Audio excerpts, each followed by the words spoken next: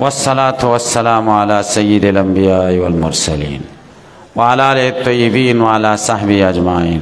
أما بعد، صلى الله عليه وسلم على حمار ليس بيني وبينه إلا مؤخرة الرحل، فقال يا معاذ هل تدري ما حق الله على عباده وما حق العباد على الله؟ قلت الله ورسوله أعلم. قال فإن حق الله على العباد أن يعبدوه ولا يشركوا به شيئا، وحق العباد على الله ألا يعذب من لا يشرك به شيئا. قلت يا رسول الله أفلا أبشر به الناس؟ قال لا تبشرهم فيتكلوا. متفق علیہ. دا حضرت معاذ رضی اللہ تعالیٰ عنہ دے حدیث کی یو شپږو مباحثو ته خیال کوئ.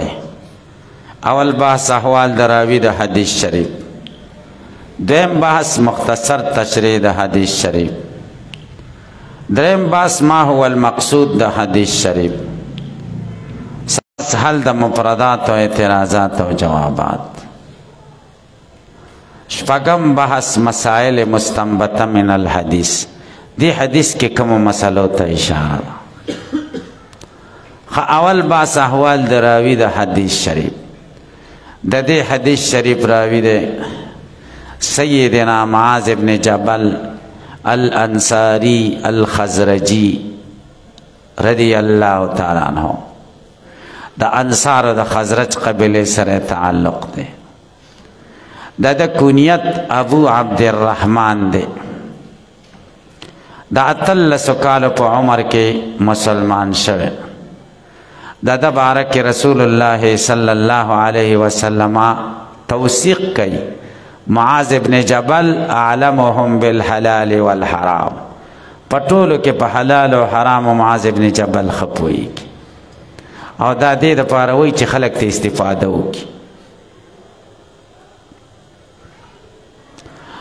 او د بارک نبی کریم صلی الله علیه وسلم فرمایلی دي استقرأوا القرآن من اربعة، قرآن د څلورو تنانو نه زده کوي، دوی له ښه قرآن ورځي. یو پکې معاذ ابن جبل رضی الله تعالی عنہ دی. د نبی کریم صلی الله علیه وسلم سره په ټولو غزواتو کې شریک شوه. نبی کریم صلی الله علیه وسلم د یمن والی مقرر ک او چلیږي نو بهر ور سره راووتو. معاذ ابن جبل په اوخه سور دی او رسول الله صلی الله علیه وسلم ور سره پیادل روان دی. کمه د مدینه منورې نه چې کومه لاره بار وتې ده او خلک به وتل، هغه ځای ما له چاره وښوده. دا د بار وتو ځای و، د ریل پاټلی شروع ده د هغه ځای نه. او د امام حسین رضی الله تعالی عنہ د زوی امام زین العابدین رحمه الله زوړ کور دی. د ګټو دیوالونو اثرات یې اوس هم شته. نو دا هغه ځای دی چې د دې ځینه قافلې به وتلې نو دلته به یو نظر ورته نبی کریم صلی الله علیه وسلم کاتو او د مدینې نه به بهر کېدی. که څوک به رخصت کول هم دقه ځینه به رخصت کېده. نو نبی کریم صلی الله علیه وسلم ورسره بهر راووتو. دی پاس سور دی او نبی کریم صلی الله علیه وسلم ورسره پیادل روان دی. دی ورته وایي قربان زه به پیادل شم. او وایي نه معاذ چې لاړ شي فیصلې به بسه کې. معاذ ورته وایي بکتاب الله، د خدای په کتاب به فیصلې کو. رسول الله صلی الله علیه وسلم ورته وایي فإن لم تجد، که کتاب الله کې خبره پیدا نشي بیا بسه کې. اور ته فبسنت رسول الله صلی الله علیه وسلم، دا رسول الله په سنتو به بیا فیصلې کوم. رسول الله صلی الله علیه وسلم ورته فإن لم تجد، که په سنت رسول کې پیدا نه کې بیا بسه کې. وی اجتهد برای، خپل رایه کې به اجتهاد کوم، غیر منصوص با منصوص ته منتقل کم. اجتهاد دی ته وایي. علت مشترکه به اولټوم چې دې منسوس کې علت څه دی هغه دلته شته که نه او شته نو دا هم حرام شو یا دا هم جایز چې ځکه علت پکې شته دې ته اجتهاد وایي. نبی کریم صلی الله علیه وسلم ډېر خوشحاله شو او وی فرمایل الحمدلله الذي وفق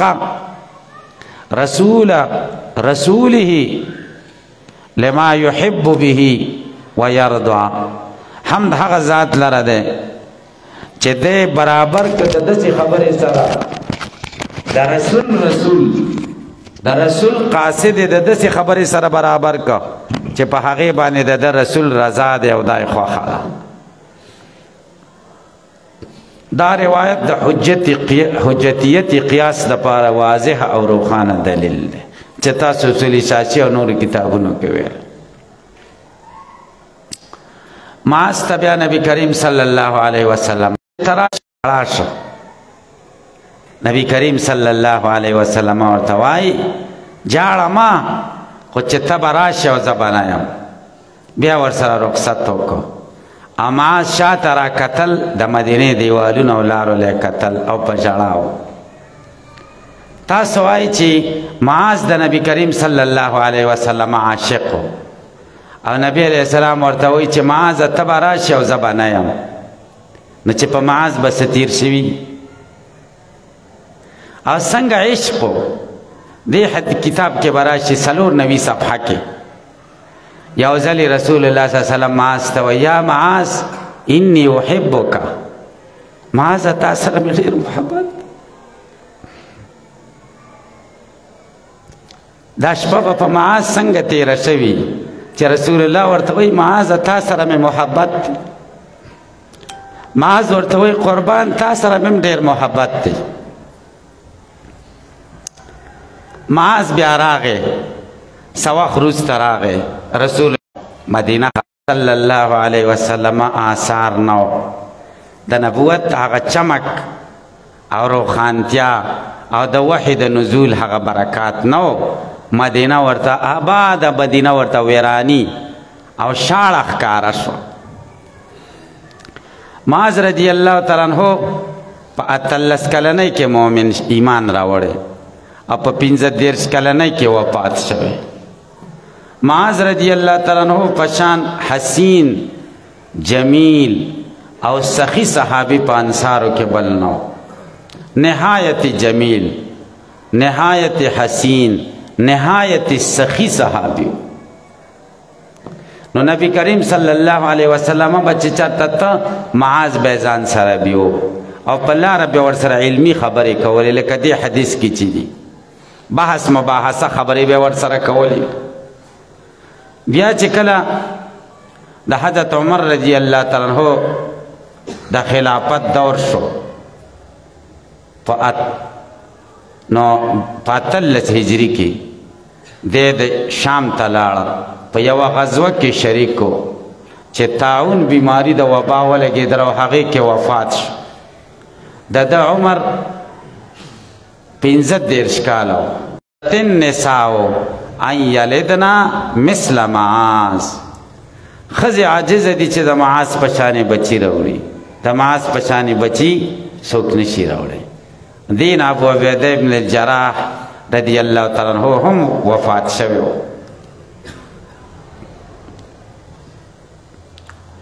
د دنه چې کوم احادیث روایت شوي هغه 150 احادیث دي.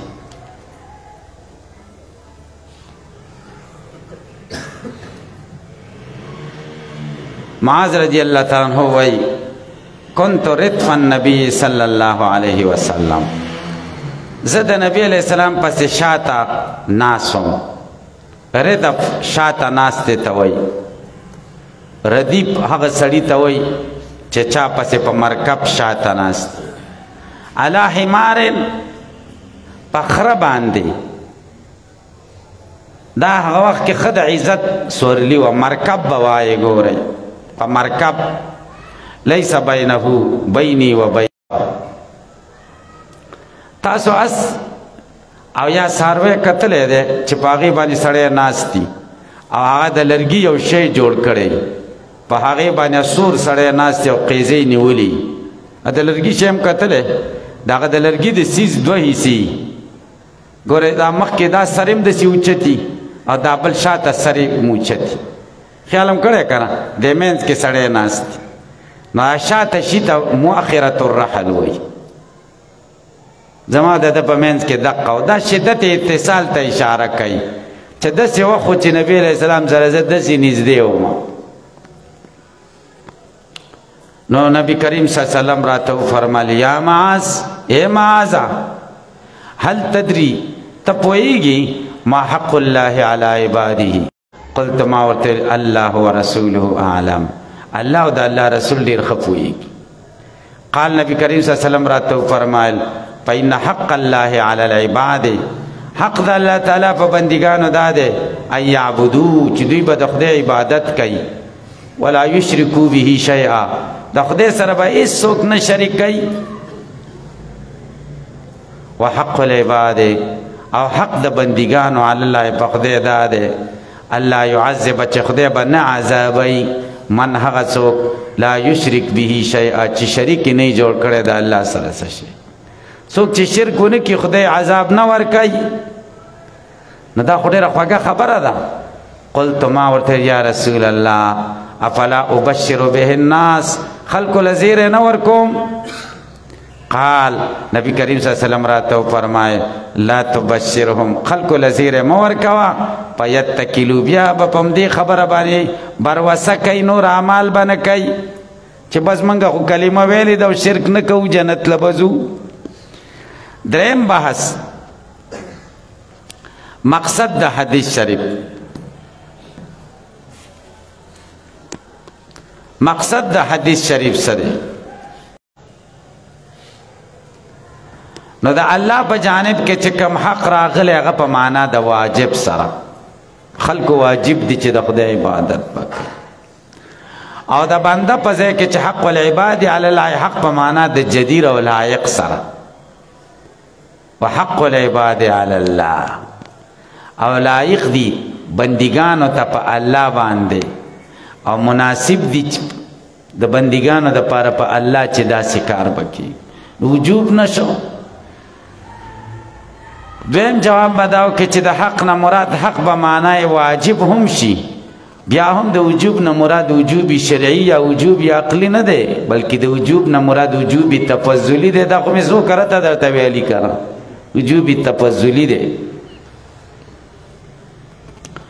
فیتکلوا حدیث په آخري لفظ دا منصوب دی په جواب د نهي کې دی نو معنا دا ده ان تبشرهم فیتکلوا کته دی ته زیری ورکړي نو دی به همدقه باندې بروسه کوي نور څه به نه کوي کینه تپوس وکړي یا د منځ والا نه تپوس وکړي چې درې کسه څنګه دي رستي نه به تپوس نه کوئ هغه جایز دي تاسو پې پوه شئ مخکې دوو نه به تپوس وکړي ناجایز دي ګورئ تاسو پې پوه شئ تاسو خپله سوچ وکړئ تاسو ته به مسله واضحه شي دلیل ته پکې حاجت نشته بدیهي خبره ده دریم دا مسله معلومه شوه چې شاګرد د استاد سره او مرید د پیر صاحب سره په یوه سورلی کېناستی شي داسې بې ادبي نه ده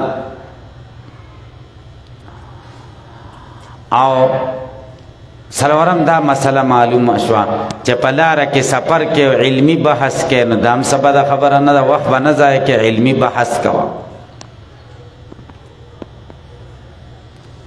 پنځم دا مسله معلومه شوه چې یو شاګرد ته بعضې خصوصي مسلې ویل جایز دي چې لکه نور خبر نشي تا ته دا خبره کوم معاذ ته خبره وکړه چې ګوره هغو ته نور به هم خبر کوه پام کوه نور خبره نه کړي نو بعضې شاګردان په علم قال ما من احد یشهد هېڅوک داسې نشته چې هغه ګواهي وکړي د دې خبرې چې لا اله الا الله نشته بل معبود موجود مگر یو الله دی او یقینا محمد د الله رسول دی صدقا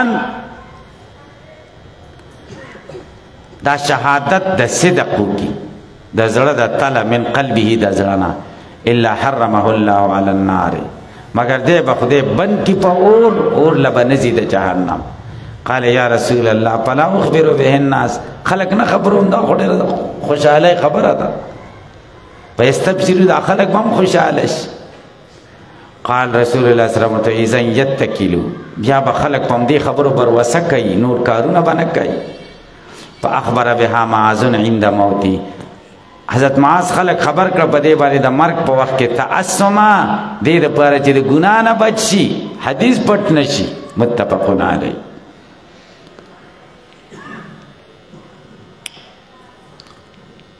ترغیب علی استعان ثمرات الایمان وهي الحرمان من النار، ترغیب دے د ایمان همیشوالی ته او بیان د ثمرات د ایمان دے چې هغه حرمت علی النار وهي الحرمان من النار. څلورم باس مطابقت د حدیث کتاب الایمان سره واضح دی. حدیث کې فواید او ثمری د ایمان دي، نو مناسبت د کتاب الایمان سره واضح. پنځم باز حل د مفردات،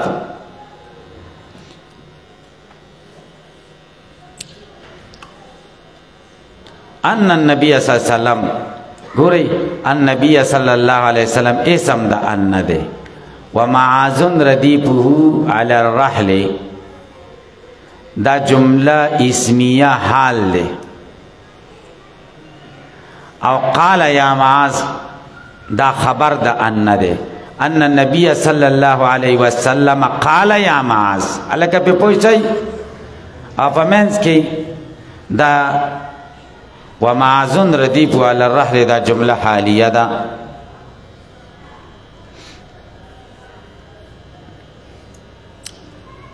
حدیث کې د صدقن لفظ راغی، ما من احد یشهد ان لا اله الا الله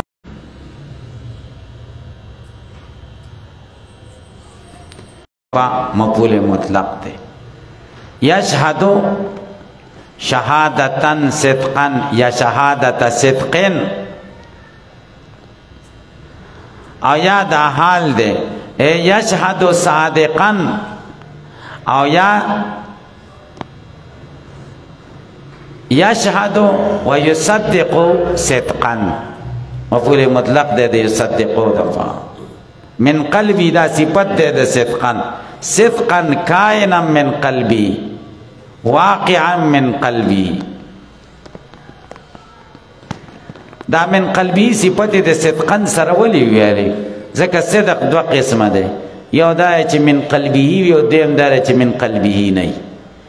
انک لرسول الله چې منافقینو نبی علیہ السلام ته دا صدق وکنو و خو من قلبه نو د دوی د قلب نه صدق وکنه، او چې مؤمن و انک لرسول الله دا من قلبه.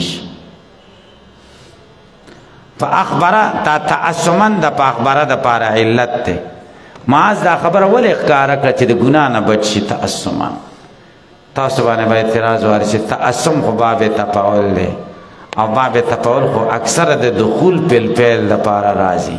څه د پاره نو ایبانا بداسي شي چې معاذ خلق په دې خبر ک تعصم عادي لپاره چې ګناه کې ور داخل شي. تفاعل خو د دخول پیل د پاره. تاسو به جواب وکئ تفاعل لکه څنګه چې د دخول پیل د پاره راځي، همدارنګه د خروج عن الفعل د پاره هم راځي، لکه تحنس او تعصم وغیرہ. تحنس څه ته وایي؟ خروج عن الحنس. تعصم څه معنی؟ خروج عن الاسم.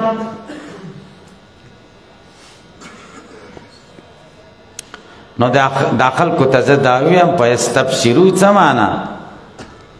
یفرحو دوی خوشحاله شي. یفرحو والے نه ویلې بشارت هغه فرح ته وایي چې اثر په بشرا ښکاره شي، دومره خوشحاله شي چې چهره منورې شي. او خوږه خبره ده کنه. نبی علیہ السلام ته نه بیا به خلق پم دې بروسه کوي، نور څه به نه کوي. درود شریف اللهم